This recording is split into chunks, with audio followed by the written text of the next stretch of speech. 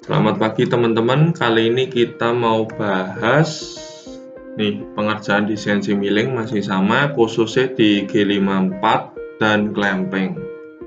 Langsung untuk setting G54 ada dari zaman dulu sampai modern, tapi kurang lebih kita flashback dulu semua.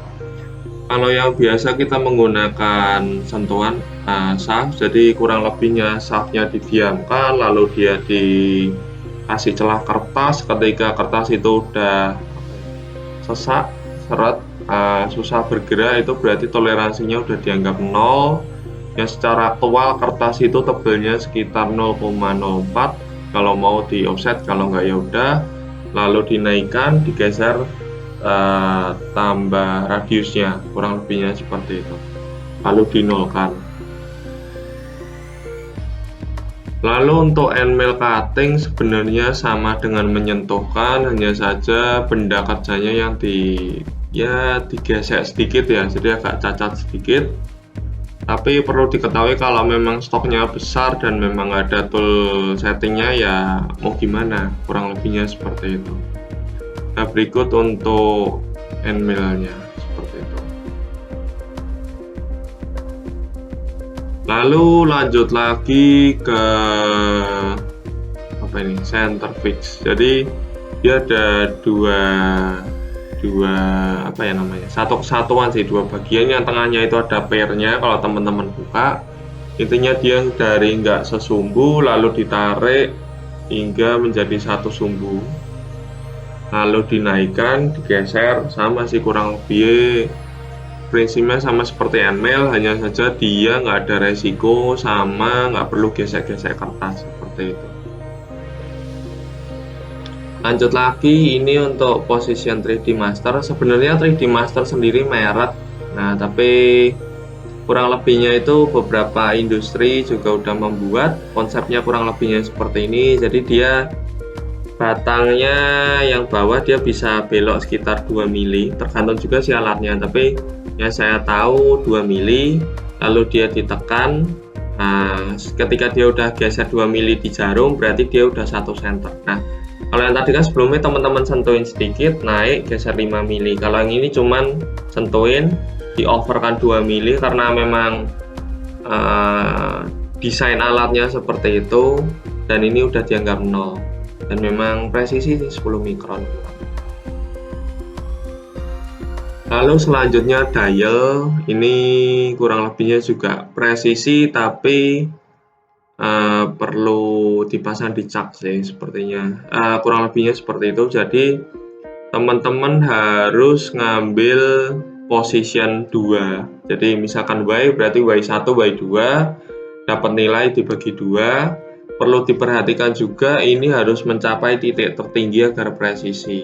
Jadi titik tertingginya bisa dilihat karena dia ada jarumnya ini ya. Lalu untuk posisi dialnya juga muter seperti ini tuh, cari titik tertinggi.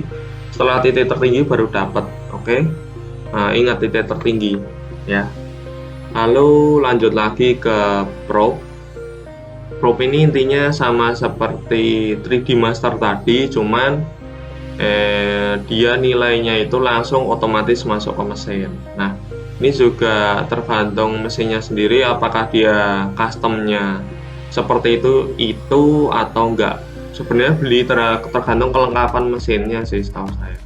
Jadi kurang lebihnya dia ambil poin, bisa 1 poin, bisa 2 poin, tergantung kebutuhan teman-teman sama setting programnya seperti itu. Nah, lalu untuk alat penjepit benda kerja, di sini ada clamping, lalu ada V-block. Saya nggak buat animasi kalau yang ini. Clamping cuman pasang barangnya, kurang lebih di mana satu, misalkan 3 berarti 3 atau 4. Lalu untuk V-block itu terhadap benda bundar biasanya. Jadi ada benda bundar mau dipasang di milling dan adanya ragum, jadi ini benda bundar, lalu di sini V-block, di sini V-block. Nah, prinsipnya sendiri sih sama seperti cak ya, hanya saja dia tidak membagi rata, tapi udah dirasa cukup. Nah, ini juga perlu pemahaman dari teman-teman sendiri, apakah cukup atau enggak, apakah kuat atau enggak, seperti itu. Lalu lanjut ada ragum, langsung dua, ragum hidrolik sama yang mekanik. Kurang lebih sih kalau yang mekanik cuma ulir, kalau hidrolik dia ada ulir dan ada bagian hidroliknya di dalam, tapi jujur belum pernah bongkar saya. Nah, di sini yang perlu dibedakan sebenarnya dia bisa memperhitungkan tekanannya di berapa ya. Kalau yang mekanik itu kan cuman feeling, oh kenceng oh enggak gitu kan, berdasar tangan. Lalu untuk hidrolik itu dia ada hitungannya, biasanya itu 10 kN, ada juga yang sampai 40 kN, mungkin ada yang lebih lagi. Nah, yang di sini teman-teman bisa lihat biasanya itu ragum 5 aksis dia pakai yang moving, yang tengah. Jadi kalau yang fix plus moving, ini tetap, ini bergerak, ini juga, ini tetap, ini bergerak. Tapi kalau yang biasanya 5 aksis itu dia otomatis referensinya tengah, karena benda kerjanya itu selalu hampir sebagian besar diambil dari posisi yang tengah, jadi nggak perlu ngenulin lagi seperti itu. Lalu untuk cak, ada cak 3, ada cak 4, ada untuk dalam, ada untuk luar. Ini cak 4 yang luarnya nggak tak gambar, tapi kurang lebihnya dia untuk jepit benda lingkaran. Kalau memang dipasang di milling bisa bantuan clamping. Nanti yang di clamping di titik 3 atau yang di 4 ini area bebas. Untuk kunci tinggal pasang aja kayak biasanya seperti itu. Lalu untuk G54 lokoset sendiri bisa dipasang di ragum. Tadi yang bisa fix position atau center tadi, atau center, aku nyebutnya mid position. Jadi tinggal pasang setting. Mungkin kalau yang diproduksi Mas Pro dia menggunakan seperti ini sebagian besar, jadi tinggal pasang pakai seperti itu. Atau bisa juga dengan yang menggunakan benda kaca seperti yang di SMK maupun yang kadang digunakan memang kondisi tertentu.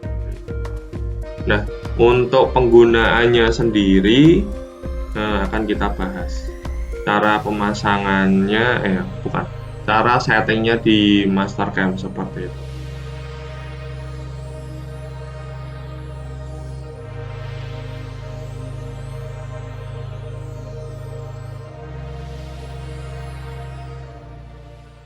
Kita udah ada gambar yang dari LKS 2020 yang modul stick PS, kurang lebihnya seperti ini.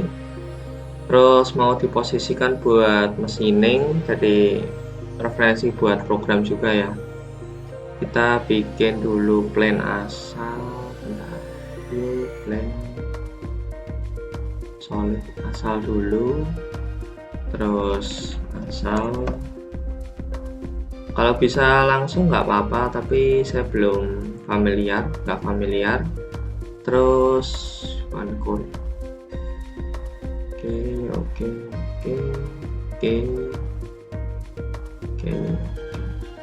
Bikin line, terus bagi 2 nih, 2 di sini ketemu sini, bagi 2, udah bikin point intersection, udah hapus yang nggak penting. Habis itu bikin kotak W150 100. Oke, udah tengah. Terus RT7. Nah, di sini bikin baru sih kalau aku solid base. Solidnya di sini di oke. Lalu view 1, lalu reselect ini ujung, oke.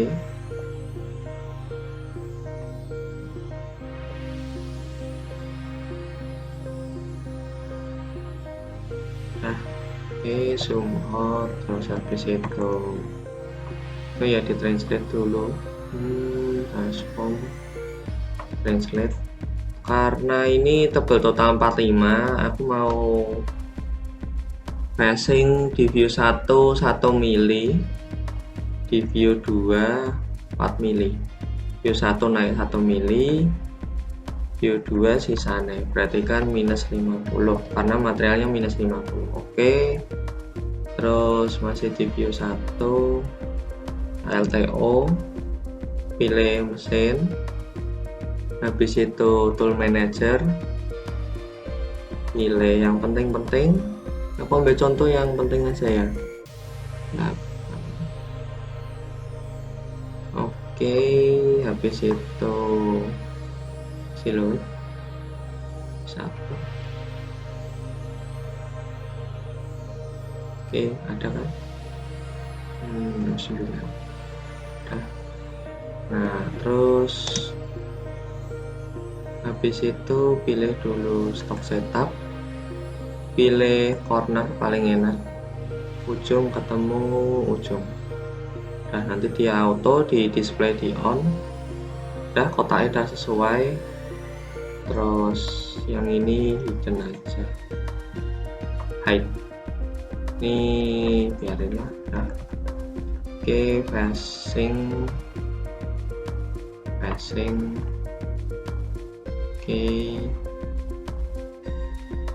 tool full cut, terus zigzag 0,2, habis itu absolute dari 1 ke 0, ini absolute semua. Oke, terus habis itu hex speed region batasnya ini yang di avoidant silhouette. Kok ganti ya? Oh, tadi double. Oke, terus outside, oke, 16 40%, 0,5, 0,2, habis itu entry nggak usah, ini sampai minus 32 karena pakai tool 16 itu bisa sampai 32 2 kali D. Oke, jadi kontur bentar, duplikat mana, duplikat. Oke, udah, kontur kurang lebih ini. Oke, pilih roughing 16, stoknya 0,2 karena roughing ya, masih mau di finishing perpendikular 75. Oh, jadi sampai minus 32. Oke, 25. Oke, mulai dari sini. Oh ya, ini dimatiin dulu. Oke, selesai view 1, terus ke view 2 di sini.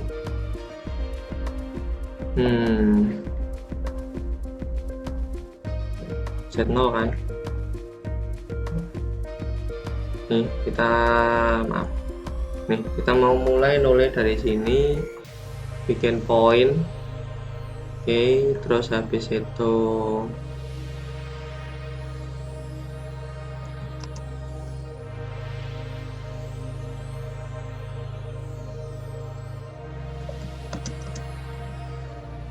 view 2 roughing, habis itu bikin plane lagi. Solid base dari sini. Oke, nah ini boleh dipindah ke titik tengah atau poin. Oke, ini nama view 2. Oke, diaktifin, cek F9, benar, terus pandangan atas sama kurang lebih passing, passing di passing 0,2 terhadap 0 absolut.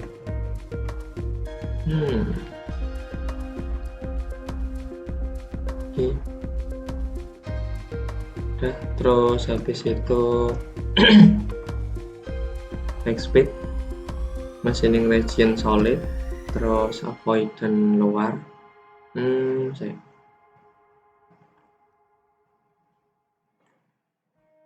Oke, badan luar from outside sama tool 16 40%, no stock lebih. Nah, tadi kan berapa tadi? Minus 32 ya, udah di facing habis, berarti tinggal 45, berarti minus 45 plus 32 min 1. Jadi dia dari pertemuan lebih 1 mili, speednya aman. Udah jadi, terus habis itu kontur.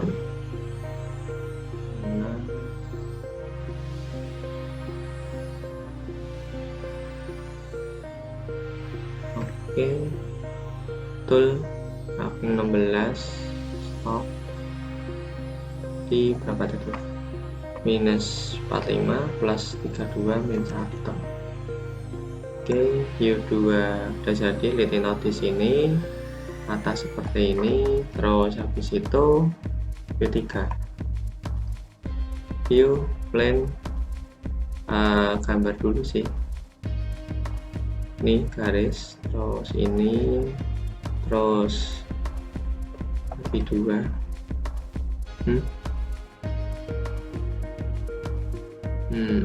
inspection F6 caranya berapa sih? 20 berarti 10 sama 17,5. Oke, 10 17 kan dibagi 2 tuh, berarti nggak usah di itu pun nggak apa-apa.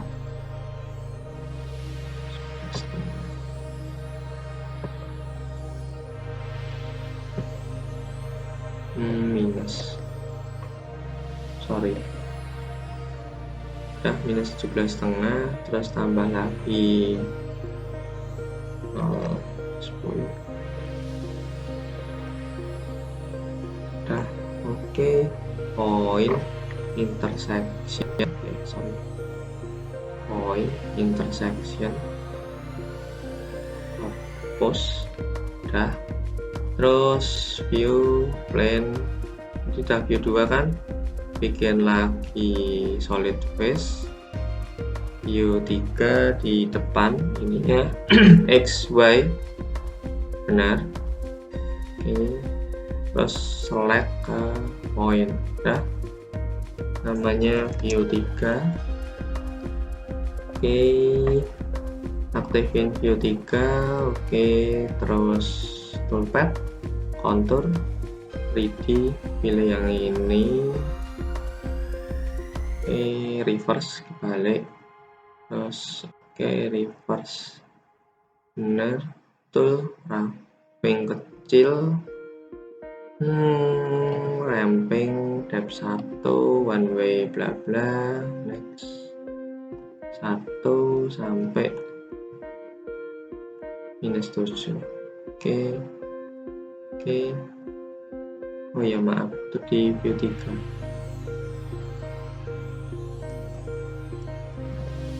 Ramping. Oke, setuju. Udah. Oke, ketika disimulasiin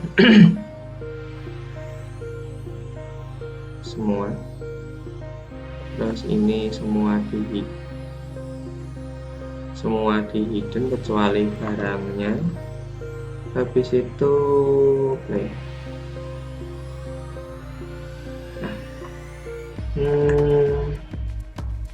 Stop pulsing. Oke. Ini tadi facing. Kalah.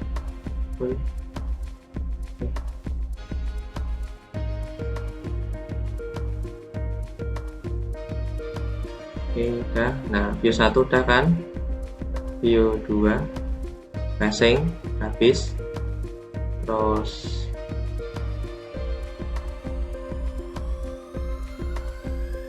oke, ini terus habis itu selesai view 3 proses ini. Nah, kurang lebihnya seperti itu. Jadi nanti pengecekannya seperti ini, karena yang dicek itu 3D-nya, terus juga kalau reference ke 2D-nya itu sendiri. Habis itu verify, compare, Ini pakai 2,3 karena aku masih roughing ya tadi ya, harusnya dia di range ini semua, dia hijau semua.